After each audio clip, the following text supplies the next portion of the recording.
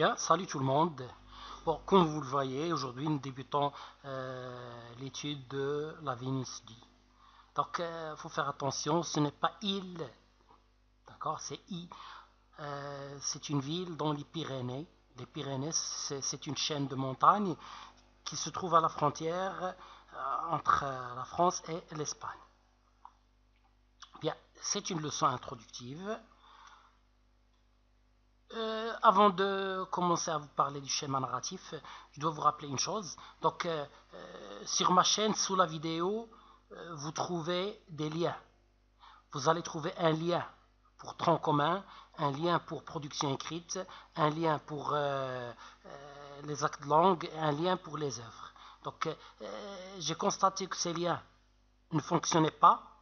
Alors, j'ai commencé à remédier à ce problème.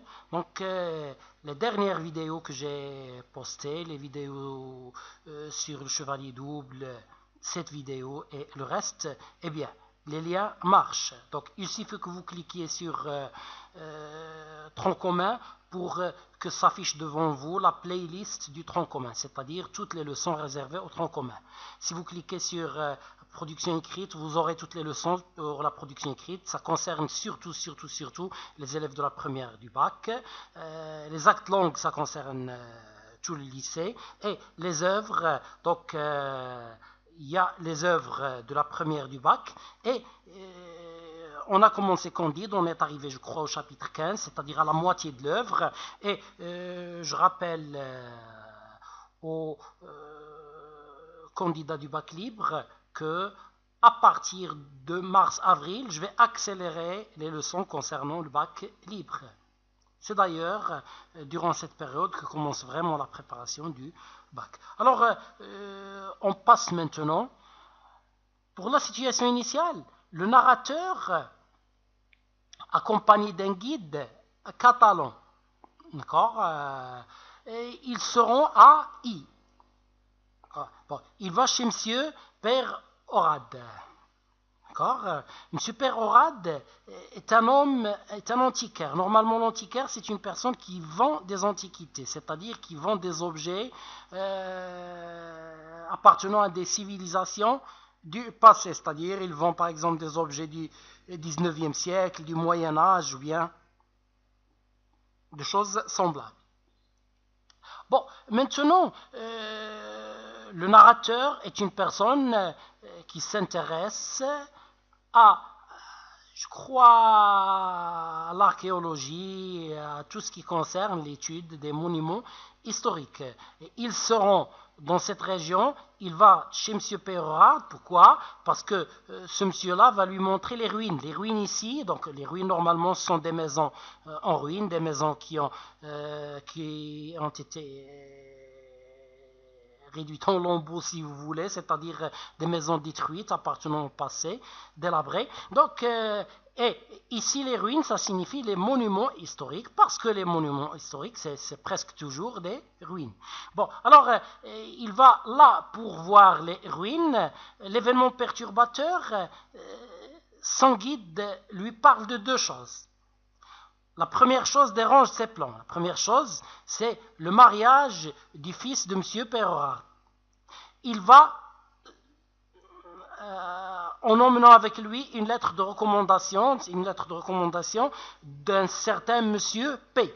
D'accord, le nom entier n'est pas dit. Donc, alors, il va pour que M. Pérard lui montre les monuments historiques et il trouve que M. Pérard sera occupé par l'organisation du mariage de son fils. Son fils, il s'appelle Alphonse. Bon, alors, ça contrecarrie un peu ses plans. Donc, passons maintenant à la deuxième chose qui est la plus importante. Le guide lui parle de la découverte d'une statue en cuivre. Bon, cette statue, on aura des personnes la considèrent comme une idole. Bon, une idole, normalement, pour les statues, c'est une statue qui a été adorée par les personnes, qui a été prise pour une divinité, comme Allah. D'accord? Donc, on l'adulait, on l'adorait. Donc, le verbe adorer, il signifie ça. Il signifie prendre quelqu'un pour Dieu et l'aimer comme étant un Dieu. Bon, maintenant, Pour d'autres personnes, surtout les gens qui connaissent la science, c'est une Vénus.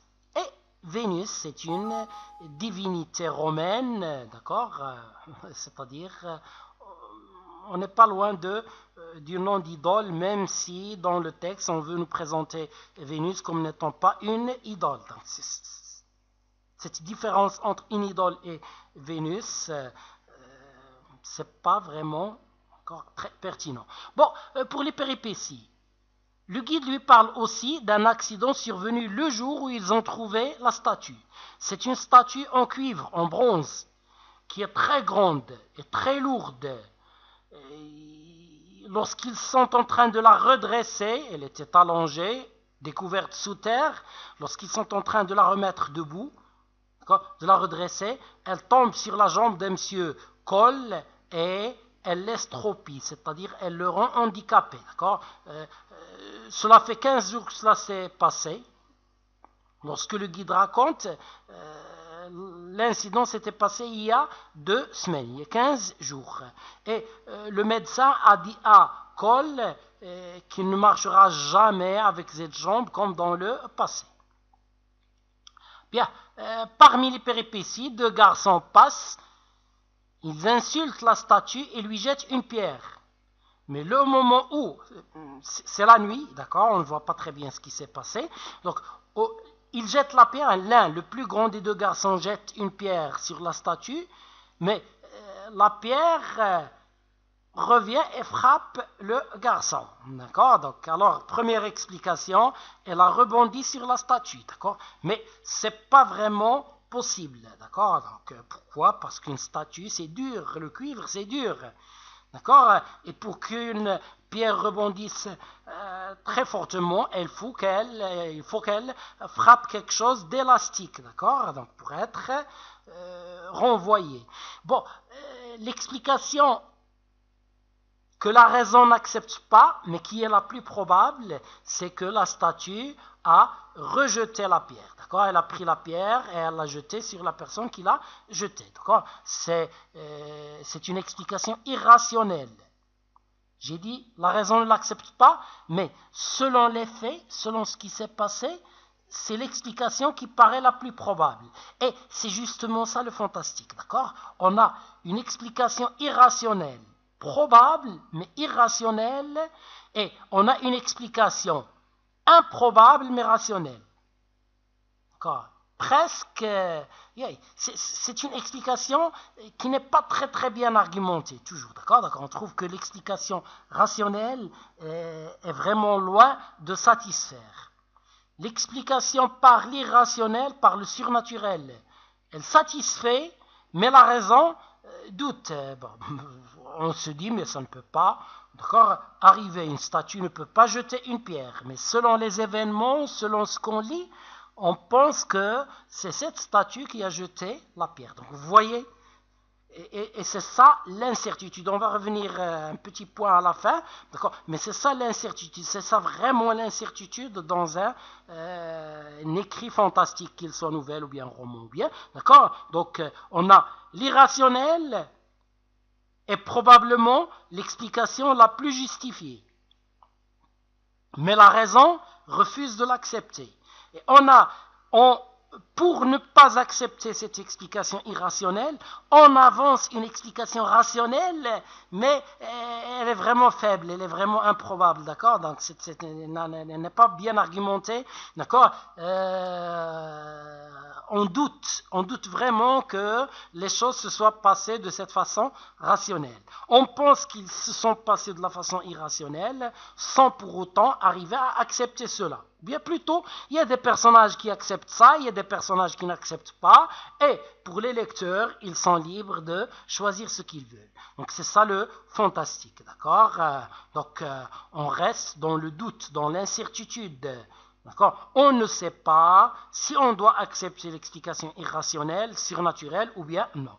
D'accord. Donc ensuite la description de la statue, même si la description n'est pas un événement, mais si vous avez étudié avec votre professeur les fonctions de la description, il vous a certainement parlé de ce qu'on appelle une fonction narrative. Parfois, on apporte la description pour déterminer, pour vous montrer comment est la personne ou bien la chose bien. Mais parfois, cette explication, elle a un rôle dans le récit. D'accord? Et la description qu'on a ici, c'est une description qui a un rôle. Donc,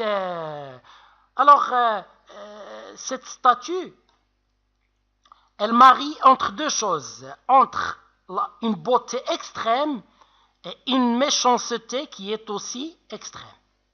Très belle, mais elle paraît vraiment très méchante. Autre chose, il trouve une inscription, d'accord, en latin, mais cette inscription peut avoir deux explications. Toutes les deux annonciatrices de calamité. D'accord? La première, attention à celui qui t'aime. D'accord? Mais la deuxième, attention à toi si tu aimes cette statue.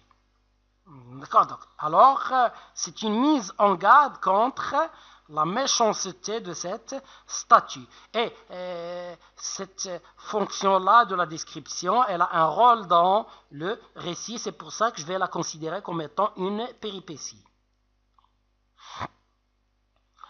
Alphonse, le fils de M. Peyrade, le fils qui va se marier, d'accord, il est en train de jouer un jeu qui s'appelle la pomme.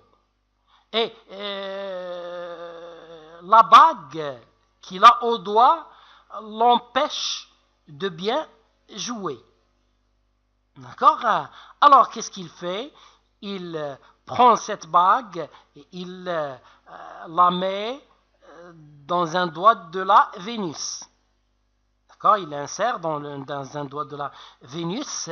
Et lorsqu'il veut, à la fin du match, lorsqu'il veut enlever la bague, la Vénus ne veut pas la laisser. D'accord? Donc, ça aussi, on ne peut pas avoir une explication logique là. D'accord? Pourquoi? Parce que lorsque vous mettez une bague à une personne et que la bague ne veut plus sortir, c'est parce que la viande, la chair de la personne est contractable. Elle s'est contractée pour laisser entrer la bague, ensuite elle s'est remise comme elle était avant, et lorsqu'on veut sortir la bague, elle accroche, d'accord, à la chair. Mais pour une main en cuivre, impossible d'avoir ce problème, sauf si on laisse cette bague pendant beaucoup de temps et qu'il y a la rouille qui se forme, d'accord, et qui attache la bague au métal. Mais là, c'est vraiment, on ne peut pas avoir d'explication logique là, d'accord? La seule explication possible, c'est que la Vénus ne veut pas qu'on lui enlève cette bague. Et bien sûr, explication irrationnelle, probable, mais on hésite à l'accepter. Ensuite, le mariage et la nuit des noces, à la nuit du mariage, quand le narrateur entend des pas lourds au début de la nuit, des pas qui montent l'escalier, et un peu avant l'aube, avant le matin, il entend les mêmes pas qui descendent l'escalier, comme une personne qui a passé la nuit quelque part. Donc maintenant, le dénouement, la mort d'Alphonse. D'accord? Donc, la mariée raconte ce qui s'est passé. Donc, la mariée, il dit que c'est la Vénus, la statue qui a tué Alphonse. Le narrateur mène une enquête. Et toutes les explications rationnelles qu'il avance ne sont pas vraiment convaincantes. Pas même pour lui. Lui-même n'est pas convaincu par ces explications. D'accord? Alors, à la fin, nous les lecteurs, on pense vraiment que c'est la Vénus, dit la statue, qui a, d'accord, fait ça, et libre à nous de croire que c'est vrai ou bien que ce n'est pas vrai. D'accord? Mais bien sûr, le fantastique, il n'avance pas les choses pour être vraisemblable, pour être cru pour vrai ou bien non. D'accord? Donc, maintenant, excusez-moi, voilà, curseur. Pour la situation finale, départ du narrateur, la mort de M. Peyrehorade et la statue est fondue, comme le beurre lorsqu'on le met sur le feu. Donc, et malgré cette fonte, le mauvais sort, c'est quoi le mauvais sort? Donc, c'est une sorcière qui jette un mauvais sort aux personnes, d'accord? Donc, alors, cette statue, on va voir quelques traits du fantastique, on va voir la description de la statue, on va voir qu'elle est vraiment maléfique et infernale, comme une sorcière, comme une diablesse, d'accord? Donc, maintenant, le mauvais sort, malgré le fait qu'on ait fondu la statue, le mauvais sort persiste. Elle a encore une mauvaise influence sur la région. Bon, maintenant, on passe au fantastique dans la Vénus. Je rappelle très rapidement que dans le fantastique, on démarre dans un cadre réaliste pour passer à un monde où le surnaturel s'insère et ce surnaturel n'est pas présenté comme étant la seule explication possible. On doute, d'accord? On a peur de ce surnaturel, donc cette ambiance de peur, c'est toujours une caractéristique du fantastique. Et cette incertitude, cette hésitation à accepter l'explication surnaturelle et irrationnelle, c'est aussi l'un des traits fondamentaux du fantastique. D'accord? Et bien sûr, ici, l'élément fantastique, c'est la statue. D'accord? Donc, on va étudier, on va voir comment cette statue est présentée comme étant un élément, un actant fantastique. D'accord? Donc, tout d'abord, elle est noire avec des yeux blancs. Et on va voir qu'elle est belle et méchante. D'accord? Alors, le bien et le mal, cette dualité qu'on trouve presque toujours dans le fantastique et l'épouvante. D'accord? Donc, elle est présente ici. D'accord? Beauté physique, mais méchanceté morale. D'accord? Bon, elle suscite des regards opposés, c'est-à-dire ces regards opposés sont les regards des personnes. D'accord? Donc, alors, M. Peyrehorade l'adore, il veut lui mettre de l'encens et lui apporter des sacrifices. Presque tous les gens de la région la détestent, parce que dès le premier instant, elle a cassé la jambe à Cole.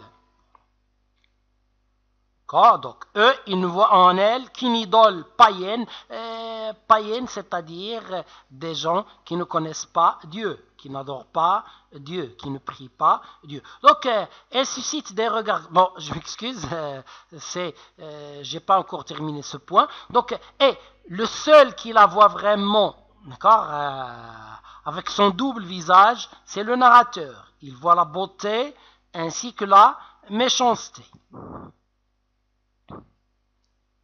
Bon, c'est le dernier point. Bon, maintenant, une Vénus maléfique, oui, donc c'est une idole païenne, c'est la première des choses. Elle a un regard vivant, insoutenable. Donc, normalement, c'est avec le regard qu'on défie les gens. Lorsque des gens veulent se battre, ou bien qu'ils se disputent, il se foudroie du regard, d'accord? Chacun regarde durement l'autre. Et la personne la plus faible baisse le regard. D'accord? Donc, ici, on se sent toujours le plus faible devant cette statue. D'accord? Elle a vraiment la force d'une divinité.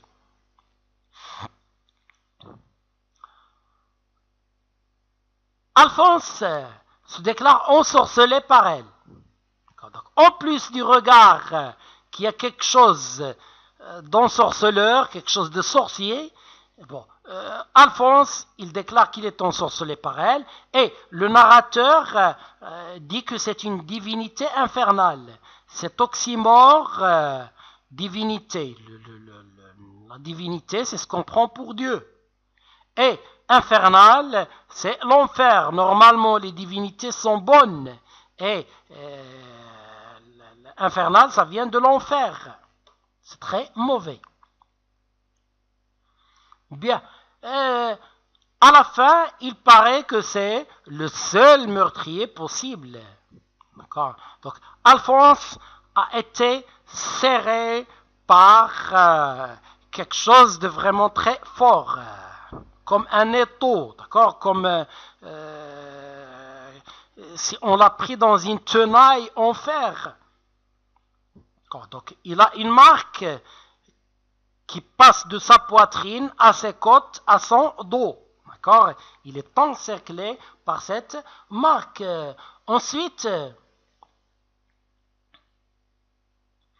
il y a aussi les autres choses. Lorsqu'on pense qu'elle a tué Alphonse, les événements antérieurs, c'est-à-dire la jambe de col qui est cassée, le garçon qui a reçu une pierre, ces événements-là s'expliquent aussi maintenant, au moment où on pense qu'elle a tué Alphonse, ils s'expliquent de façon plus irrationnelle, c'est-à-dire on pense vraiment que c'est la Vénus d'île qui a frappé le garçon avec une pierre, qui a jeté une pierre sur ce garçon, c'est elle qui a délibérément cassé la jambe de col en tombant sur lui. Bien. Une ambiance de peur. Bon, dans une nouvelle fantastique, dans un écrit fantastique, la peur est d'abord d'abord exprimée par les expressions de la peur, et elle est aussi exprimée par les figures de style, d'analogie, essentiellement la personnification en premier lieu, la métaphore et la comparaison qui donnent vie à la chose qui la rendent plus menaçante. D'accord? Alors, les personnifications qu'on a ici, comme par exemple son regard, on dirait que c'est une expression de la comparaison, que son regard vous dévisage. Donc là, cette comparaison, elle vous montre que ce n'est pas une statue morte, mais c'est une statue vivante.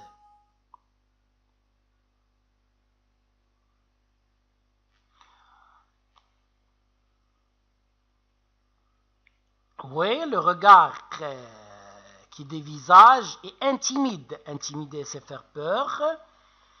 Tout porte à croire qu'elle a jeté une pierre, donc les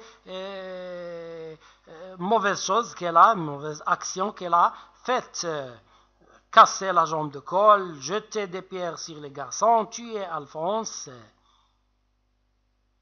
Bien, une Vénus maléfique. Oui, donc alors, tout d'abord, c'est une... je m'excuse, on a déjà vu ce point, il nous reste le dernier point. L'incertitude, l'enquête que mène le narrateur, elle montre à la fin que la seule explication vraiment plausible est l'explication qui incrimine la statue. C'est la statue qui a commis ce crime. Mais le narrateur refuse d'accepter cette explication, comme le procureur qui a entendu le témoignage de la mariée qui a assuré que c'était la Vénus qui avait perpétré ce crime. Il ne me reste plus qu'à vous dire au revoir et à la prochaine.